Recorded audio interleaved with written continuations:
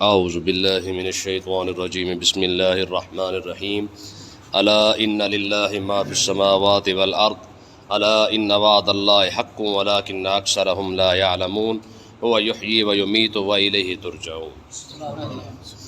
کل کے درس کے اندر سبق کے اندر ہم نے یہ پڑھا تھا کہ اللہ تعالیٰ نے ارشاد فرمایا کہ قیامت کے دن اگر کوئی شخص روئے زمین بھی اٹھا کے اپنی جان چھڑوانے کے لیے فدیے کے طور پر ادا کرنا چاہے تو قیامت کے دن اس سے کوئی چیز قبول نہیں کی جائے۔ من یبتغی غیر الاسلام دینا فلن یقبل منہ، فرمایا قیامت کے دن اگر کسی شخص کی کوئی چیز قبول ہونی ہے نا، وہ صرف اور صرف اسلام ہے، بس اس کے علاوہ کسی چیز کی قبولیت کی کوئی چانس نہیں ہے، ذرا برابر بھی چانس کوئی نہیں ہے۔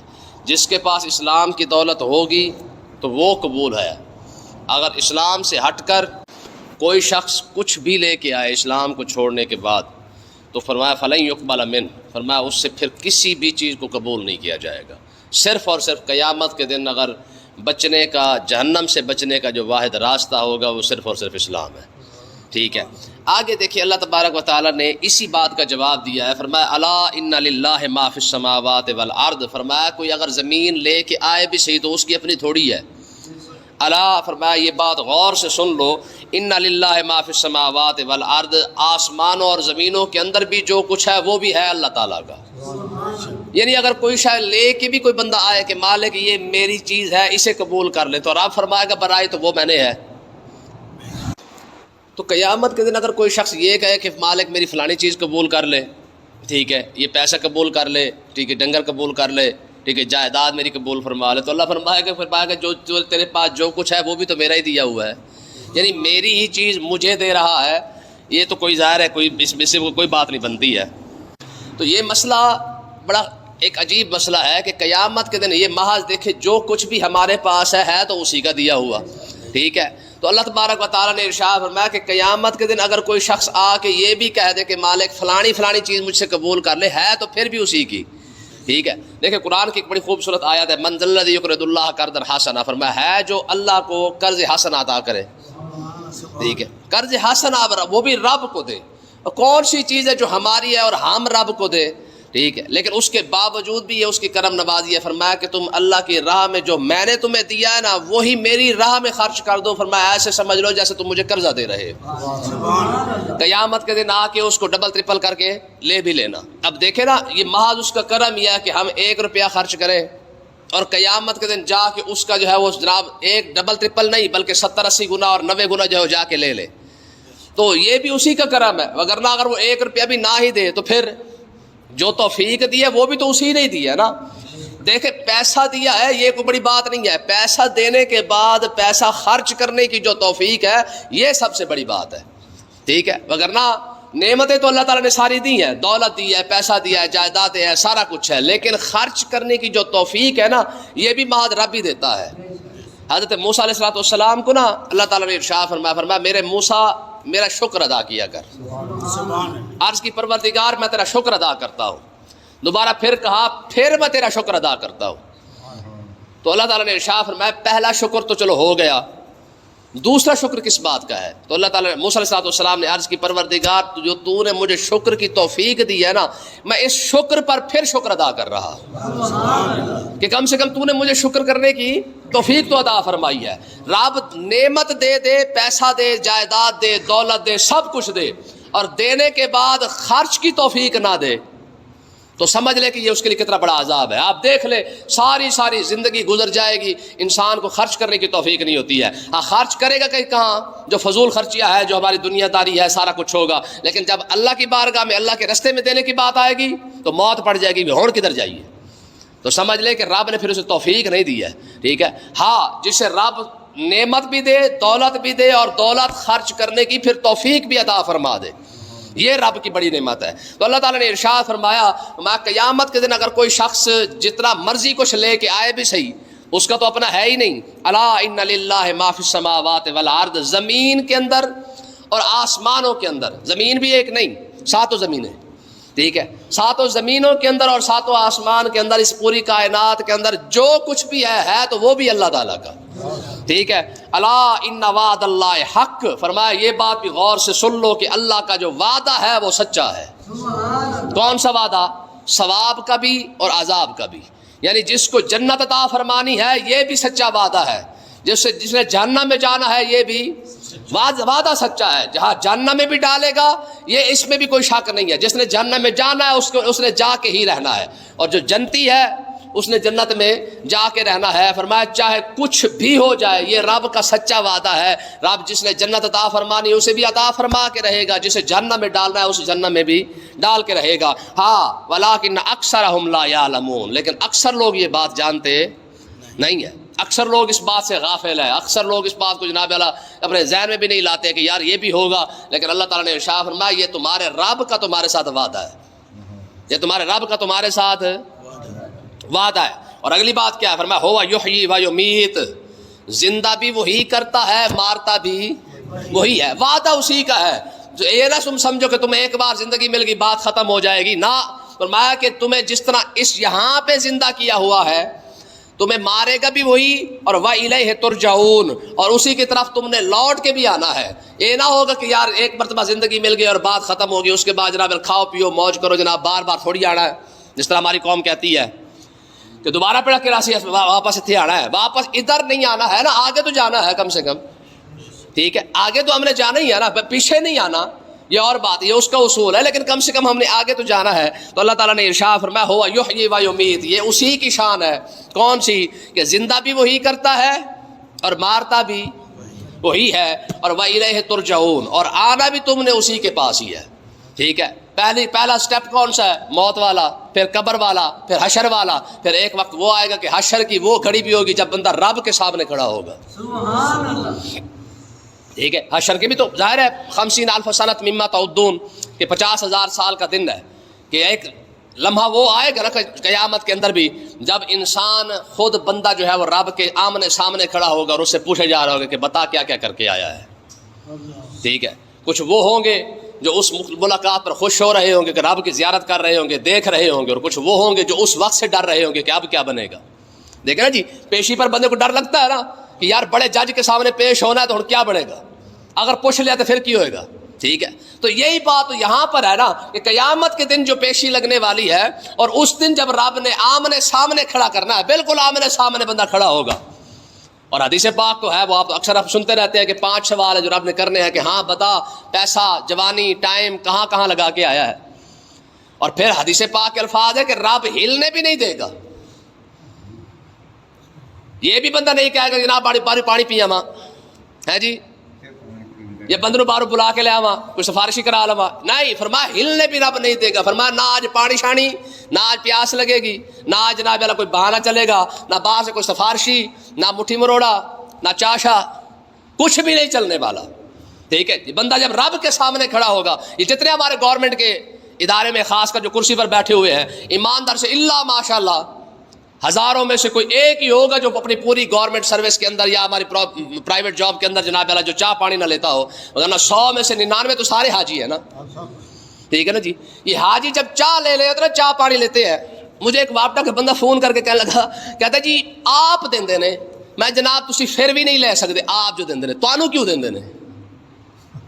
بات سمجھ آئی کہ نہیں؟ یہ اصول خود سرکار نے ارشاد فرمایا ہے، یہ حضور کا اپنا اصول بیان کیا ہوا ہے. ٹھیک ہے سرکار نے جب ایک صحابی کو بھیجا نا کہ جا زکوٰۃ وغیرہ لے کے آ، صحابی جب زکوٰۃ لے کے آئے تو زکوٰۃ لانے کے بعد عرض کی یا رسول اللہ یہ زکوٰۃ کا مال ہے، یہ انہوں نے مجھے چائے پانی دیا ہوا ہے.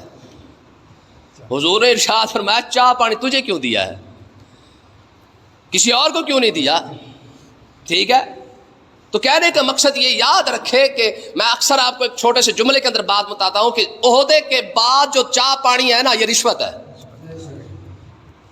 ایڈا تو سخی ہے تو پھر کسی پولیس والے کے بغیر پلا نا کسی اور کو چائے پانی ہے جی. پتہ ہے نا اس سے ہمیں کام پڑنا ہے. اگر ایس ایچ او کو ہم نے چائے پانی نہ پلائی تو پھر ہم نے کل تھانے میں تو جانا ہی ہے نا. ٹھیک ہے واپٹا والوں کو اگر روٹی نہ کھلائی تو پھر ہماری بجلی کیسے سیدھی ہوگی؟ تو یہ جو چاہ پانی ہے نا یہ سیدھی سیدھی رشوت ہے، لیکن قیامت کے دن کو چاہ پانی ہاں رب سامنے کھڑا کر کے فرمائے گا، فرمایا چاہ پانی کی بات نہ کر، آج یہ بتا پیسہ جو کمایا تھا، پہلی بات یہ کمایا کہاں سے ہے، دوسری بات یہ کہ کما بھی چلو لیا تھا تو پھر خرچ کہاں پہ کیا ہے، اگلی یہ بات بھی بتا۔ دیکھیں نا کتنی بڑا مسئلہ ہے کہ بندہ یہ کہہ بھی دے کہ مالک میں تو جناب اللہ محنت مزدوری کر کے لے آیا سا، 1200 روپے دیہاڑی سی، بالکل سویر تو رکھ کے شام تک میں صحیح دیہاڑی کی تھی، صحیح دیہاڑی کرنے کے بعد جناب میرے مزدوری ملی 1200 روپے، رات کو جو فلم دیکھ کے آیا وہ ہے جی، 500 روپے کی جو ڈبی سگریٹ کی پھونکی ہے وہ، جو بیڑا خاص کر کھایا ہے وہ، یہ پیسہ جو اڑا رہا ہے خام خواہ کا، اس کا پیسے اس کا خرچ کا جواب کیسے دے گا؟ یعنی حلال کما لیا ہے چلو اس کا جواب دے بھی لے، خرچ کرنے کا پھر پوچھا جا رہا ہے کہ حاجی صاحب شادی پر جو حالا لالا مچائی تھی وہ کدھر سے ہے؟ ٹھیک ہے نا، یہ جو بتیاں کمکمے اور ادھر سے وہ جو پورا برانڈ شرانڈ جو لے کے آتے ہیں، کیا بلا ہوتا ہے وہ بینڈ شینڈ، ٹھیک ہے جی، 15-20 بندے کٹھے کر کے ڈھالا لالا پورے پینڈ کو جناب ایک بار کیا کرتے ہیں اور روا کے رکھا ہوتا ہے، ٹھیک ہے۔ تو کہنے کا مقصد یہ ہے کہ مسئلہ کمانے کا نہیں ہے، وہاں تو جواب خرچ کرنے کا بھی دینا پڑے گا کہ ہم نے کمایا کہاں سے ہے، یہ تو حلال سے کما ہی لیا تھا، تو جو خرچ کیا ہے ذرا وہ بھی ساتھ بتا، ٹھیک ہے۔ پھر اگلا مسئلہ دیکھیں کہاں پہ ٹائم لگایا تھا، آدھے کہیں گے جی ڈیرے پہ بیٹھے تھے، آدھے کہیں گے چاہ والے ہوٹل پہ بیٹھے تھے، مسجد میں کتنا ٹائم دیا تھا، یہ بھی تو پوچھا جائے گا نا۔ تو اللہ تعالیٰ نے ارشاد فرمایا الا ان وعد اللہ حق، رب کے جو عذاب اور ثواب کا جو وعدہ ہے سچا، کوئی مانے یا نہ مانے، لیکن اکثرہم لا یعلمون، بلے اکثر لوگ جانتے نہیں ہیں، ہو یحیی و یمیت و الیہ ترجعون، زندہ بھی وہی کرتا ہے، مارتا بھی وہی ہے، اور اسی کے پاس جانا بھی سب نے ہے۔ اور اگلی بات فرمایا یا ایھا الناس، فرماؤ لوگو پھر بھی تم رب کی طرف سے یہ بات سن لو، قد جاءتکم موعظۃ من ربکم، تمہارے پاس تمہارے رب کی طرف سے نصیحت آ چکی ہے، اتنا خیر خواہ ہے کہ ڈرا بھی رہا ہے، خوشخبری بھی دے رہا ہے، جنت جہنم سارے حالات بتا رہا ہے، قیامت کی قبر کی ہر حالات بتانے کے بعد پھر بھی نصیحت کر رہا ہے، کس بات کی کہ شاید بندے کے پتر بن کے کوئی نہ کوئی بچ جائے۔ یا ایھا الناس، تمام لوگو قد جاءتکم موعظۃ من ربکم، تمہارے رب کی طرف سے تمہارے پاس نصیحت ہے، نہیں نصیحت ظاہر ہے بندہ یار اس کو نصیحت کرتا ہے نا جس کے ساتھ خیر خواہی ہوتی ہے، ہمدردی ہوتی ہے، کہ جو غلط راستے پر چل پڑا ہے بندہ اسے ہی سمجھاتا ہے نا کہ یار چل واپس آ جا، تیری مہربانی، یہ راستہ ٹھیک نہیں ہے، ٹھیک ہے، نقصان اٹھائے گا۔ پرائے کو تو کوئی نصیحت نہیں کرتا نا، اپنے کو ہی کرتا ہے نا، تو رب کا تو پرایا یار کوئی بھی نہیں ہے، ساری مخلوق تو اس کی اپنی بنائی ہوئی ہے، رب کا پرایا کوئی بھی نہیں ہے، اس نے تو پھر بھی سب کو سمجھایا ہے یا ایھا الناس، اس کے اندر تو مسلمان بھی شامل ہے، یہودی اور عیسائی اور سکھ اور ہندو سارے شامل ہیں، ٹھیک ہے۔ فرماؤ لوگو قد جاءتکم موعظۃ من ربکم، تمہارے رب کی طرف سے تمہارے پاس نصیحت آ چکی ہے، یہ نصیحت اللہ تعالیٰ نے کر دی ہے، اب تمہاری مرضی، تم جیسے مرضی کر لو۔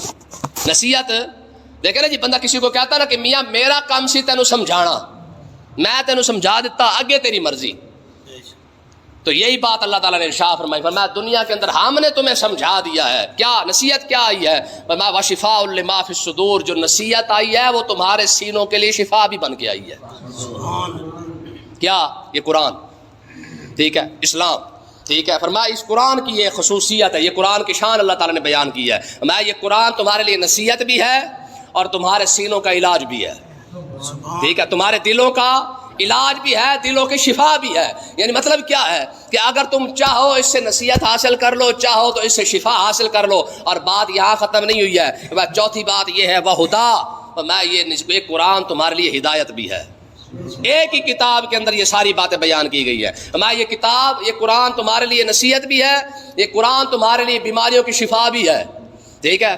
اب دیکھیں نا کتنے لوگ اس قرآن کو پڑھ کر شفا یاب ہوتے ہیں، کیونکہ ہم اس طرف تو آتے نہیں، ہمیں ڈاکٹر جو کہہ دے اس طرف ہم چل پڑیں گے، لیکن کبھی قرآن پڑھ کے بھی ہم نے شفا حاصل کی ہے، حالانکہ آقا علیہ السلام کا کتنا بڑا فرمان ہے، حضور نے ارشاد فرمایا سورہ فاتحہ جو ہے اس کے اندر موت کے علاوہ ہر بیماری کا علاج ہے، سبحان اللہ، ٹھیک ہے، موت کے علاوہ ہر بیماری کا علاج، یہ سرکار کا فرمان ہے۔ اب مجھے آپ بتائیں کتنے لوگ ہیں اگر بیماری کے اندر، تکلیف کے اندر، اگر پورے یقین کے ساتھ سورہ فاتحہ پڑھ کے پی لیتے ہو، قل یا ایھا الکافرون کو دیکھ لیں، ٹھیک ہے، آقا علیہ السلام نے ارشاد فرمایا پورے قرآن کی سب سے بڑی آیت کون سی ہے؟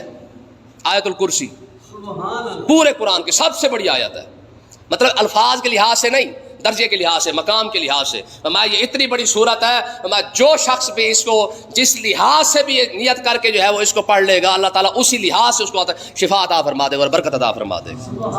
ٹھیک ہے. کون سا وظیفہ ہے جو قرآن کے اندر نہیں ہے؟ پیسے کمانے کا وظیفہ بھی اس کے اندر ہے. ٹھیک ہے جی. بیماریوں سے شفا کا وظیفہ اسی کے اندر ہے. ٹھیک ہے. تو کہنے کا مقصد یہ ہے، اللہ تعالیٰ نے اگلی بات ارشاد فرمائی، فرمایا دیکھو یار، فرمایا ایک بات تو یہ ہے کہ یہ قرآن تمہارے لیے نصیحت بن کے آیا، دوسری بات قرآن تمہارے لیے بیماریوں کا علاج بن کے آیا ہے. ٹھیک ہے. چاہے دل کی ہو چاہے جسم کی ہو. اور اگلی بات فرمایا وہ ہدا، ہدایت بھی یہی قرآن ہے. ہدایت بھی رب کہہ رہا ہے کہ قرآن ہدایت ہے. ساری قوم چھوڑ نہیں چکی، پھر رب سے گلہ بنتا تو نہیں نا. قیامت کے دن یہ بہانے بنا کے رو پٹ کے دکھائے کہ مالک سانو پتہ نہیں سی. فرمایا تو نے قرآن پڑھا کیوں نہ تھا جب میں نے اپنی کتاب عطا فرمائی تھی اور میں نے کہا تھا کہ قرآن تمہارے لیے ہدایت ہے؟ تب ٹائم نہیں تھا. تب تو ڈبل ایم اے ہو رہا تھا، ڈبل پی ایچ ڈی ہو رہا تھا، ٹرپل پی ایچ ڈی ہو رہے تھے. دیکھو نا جی، ساری قوم ایک پی ایچ ڈی نہیں کھڑی ہے. ٹھیک ہے. کتنے پی ایچ ڈی کر چکی ہے؟ 2 3 4 پی ایچ ڈی ہو رہے ہیں. لیکن قرآن پڑھنے کے لیے ٹائم آگے. فرمایا ایک یہ چوتھا انعام کیا ہے؟ فرمایا وَرَحْمَةٌ لِّلْمُؤْمِنِينَ، صاحب ایمان بندہ ہو قرآن اس کے لیے رحمت بھی ہے. صاحب ایمان کے لیے قرآن وَنُنَزِّلُ مِنَ الْقُرْآنِ مَا هُوَ شِفَاءٌ وَرَحْمَةٌ لِّلْمُؤْمِنِينَ. فرمایا یہ قرآن جو ہے وَنُنَزِّلُ مِنَ الْقُرْآنِ، یہ جو ہم نے قرآن نازل کیا ہے اس کی خصوصیت کیا ہے؟ ما ہوا شفاء و رحمت للمؤمنین، اس قرآن کے اندر ہم نے شفا بھی رکھی ہے، مومنوں کے لیے رحمت بھی اسی کو بنایا ہے. ٹھیک ہے. قرآن کے اندر بیماریوں کا علاج، قرآن کے اندر ہدایت موجود، قرآن رحمت ہونے کے باوجود آج مسلمان اسی قرآن کو چھوڑ چکا ہے. کوئی پڑھنے والا؟ پورے سال کے اندر ہم ایک مرتبہ بھی قرآن نہیں پڑھ سکتے. پورا سال تو چھوڑے، کئی تو ایسے جناب والا بڑے بڑے حاجی پڑھے ہیں 10 سال 20 سال گزر جاتے قرآن کو کھول کے بھی نہیں دیکھا ہے. ٹھیک ہے. پھر تویز لیتے پھرتے ہیں. ٹھیک ہے. اس قوم کو تویزوں پر جو ہے وہ اعتماد ہے لیکن قرآن پر اعتماد نہیں ہے. ٹھیک ہے. آقا علیہ السلام کی خدمت میں، صحابہ کرام کی خدمت میں جب بھی کوئی شخص آیا نا، حضور نے اسے قرآن کی طرف بڑھایا، ارشاد فرمایا ہے میں قرآن پڑھا کر اللہ تعالیٰ تیرے سارے مسئلے حل کر دے گا. فاروق اعظم کی خدمت میں ایک شخص حاضر ہوا، آ کے عرض کرنے لگا حضور میرے حالات بڑے خراب ہیں. فرمایا قرآن کیوں نہیں پڑھتا؟ میرے حالات خراب ہیں. فرمایا قرآن کیوں نہیں پڑھتا ہے؟ وہ چلا گیا. اتنی بات کئی عرصے کے بعد جب آپ کو ملا، آپ نے فرمایا یار تو بازار میں ملا تھا ناراض ہو کے چلا گیا. اس نے کہا جناب ناراض ہو کے نہیں گیا تھا، آپ نے نسخہ بتایا، میں نے عمل کرنا شروع کیا، جب سے قرآن پڑھنا شروع کیا ہے اللہ تعالیٰ نے ریل پیلی کر دی ہے. ٹھیک ہے نا جی. تو یہ کہنے کا مقصد ہے. اب صرف بات یہ دیکھیں، اگلی آیت کے اندر بھی دیکھیں، فرمایا قل اے محبوب آپ ان کو فرمائیں. ٹھیک ہے. یہ نصیحت ہے یار رب کی طرف سے. اتنی خیر خائی کون کسی کے ساتھ کرتا ہے؟ فرمایا قل اے محبوب پھر بھی آپ ان کو فرما دے بفضل اللہ و برحمتہ فبذلک فلیفرحوا، اور اللہ کا فضل اور اللہ کی رحمت جب مل جاتی ہے تو پھر اس پر خوشی منایا کرو. یہ قرآن تمہیں ملا ہے تم اس پر خوش نہیں ہوئے. ٹھیک ہے. اللہ کا فضل تمہیں مل گیا. فضل سے مراد علماء کے اپنے آپس میں اپنے اختلافات، اپنے اقوال ہے، اختلاف نہیں ہے، اپنے اقوال ہے. کچھ کہتے ہیں فضل سے مراد قرآن ہے، کچھ کہتے ہیں فضل سے مراد رسول اللہ کی ذات ہے. ٹھیک ہے جی. کچھ کہتے ہیں رحمت سے مراد رسول اللہ کی ذات ہے. دونوں ٹھیک ہے. چاہے فضل ہو پھر بھی رسول اللہ کی ذات ہے، پھر بھی سبحان اللہ. قرآن ہو پھر بھی سبحان اللہ. رحمت ہو پھر بھی رسول اللہ کی ذات مراد ہو، پھر بھی سبحان اللہ. قرآن ہو پھر بھی سبحان اللہ. سمجھ آئی کہ نہیں آئی ہے؟ رحمت فرمایا یہ دو چیزیں، اللہ کا فضل اور اللہ کی رحمت، یہ دو چیزیں جس کو مل جائے نا فلیفرحوا، پھر اسے خوش تو ہونا چاہیے نا. آج کون خوش ہو رہا ہے بتائے؟ حضور علیہ السلام کا میلاد آیا، مسلمانوں نے مسلمانوں پر فتوے لگا دیے. ٹھیک ہے. خوشی تو صرف اتنی ہوئی ہے. اللہ کہہ رہا کہ تمہیں رب کی رحمت مل جائے تو خوش ہوا کرو. ٹھیک ہے.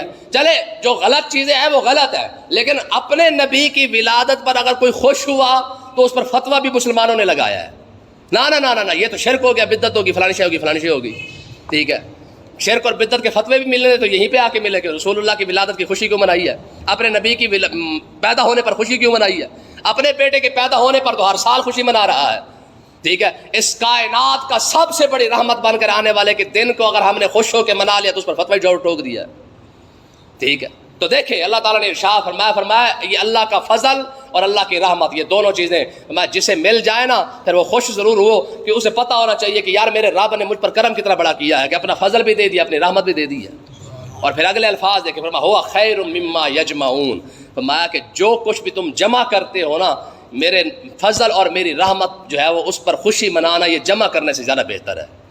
اب جمع بندہ دو چیزیں کرتا ہے، ایک مال، ایک اعمال، مال اور اعمال، یہ دو چیزیں جمع ہوتی ہیں. آپ پیسہ اکٹھا کر لیں، یہ بھی جمع ہو رہا ہے. اعمال ہے وہ بھی جمع ہی ہو رہے ہیں، ہماری نماز، روزہ، حج، زکوٰۃ سارا کچھ جمع ہی تو ہو رہا ہے نا. تو اللہ تعالیٰ نے ارشاد فرمایا تمہاری عبادت سے رب کی رحمت پر خوش ہونا یہ زیادہ افضل ہے، ٹھیک ہے، اور تمہارے مال سے رب کے فضل پر خوش ہونا یہ زیادہ افضل ہو رہا ہے. کیوں؟ کیونکہ اس پر خوشی منانے کا اظہار، خوشی منانے کا حکم خود رب عطا فرما رہا ہے. میں اپنی عبادت پر اتنا نہ اکڑ، ہو سکتا ہے مردود کر دی جائے، ٹھیک ہے. ہاں میرے نبی کی ولادت پر خوش ہو جا تو سمجھ لے کہ اللہ تعالیٰ اس کا جو ہے وہ تمہیں اجر ضرور عطا فرمائے گا، کیونکہ اس کے خوش ہونے کا حکم خود رب عطا فرما رہا ہے. اللہ پاک سمجھنے کی توفیق عطا فرمائے.